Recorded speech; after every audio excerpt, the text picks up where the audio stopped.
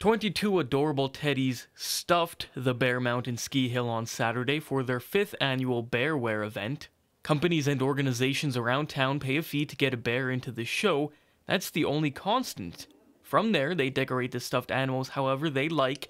Then during a casual evening event, residents can bid on which one they like best, with proceeds going to the ski hill. This year the money will be used for replacing the cement in front of the building and to put a roof over that cement to cure some water problems and stuff that we have. Now just like Berenstain or Berenstains, it didn't matter what these were called. What mattered was the treasures they contained.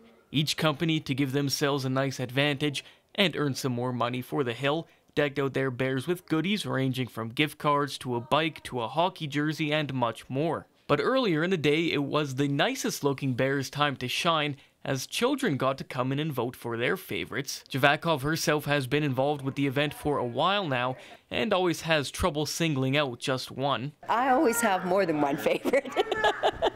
It's hard to decide only one when there's 22 bears. But when pressed, she did confess there was one this year that stood out for her, due to a family connection. One of the bears is done by PC Oilfield, which happens to be where my son works, and he's the one who created all the woodworking things there. So that has to be closest to my heart for my favorite bear. But being a female, there's some pretty awesome princess bears out here for women. That was one of the neatest parts of the Bear Wear. Even though everyone was given the same plushie, each one was quite different and had a variety of looks. While at the end of the day it's about raising money for the Bear Mountain Ski Hill, there's also bragging rights on the line. Some of them get very competitive.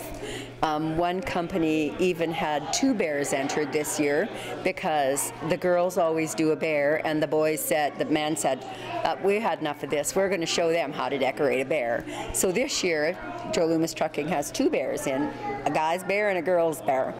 Although, save for Sunday, we haven't seen a lot of snow in the Mile Zero City, the ski hill is keeping busy, pretty much just awaiting a spell of colder weather so they can kick things into 5th gear. All of the work that has to be done prior to the ski season is more than underway. It's almost all completed, and the inspector has been here, so we're waiting to hear back from him to have our go-ahead, and then we just need some cold weather so that we can start making snow and getting a good snowy ice base. Derek Lightfoot, CJDC TV News, Dawson Creek.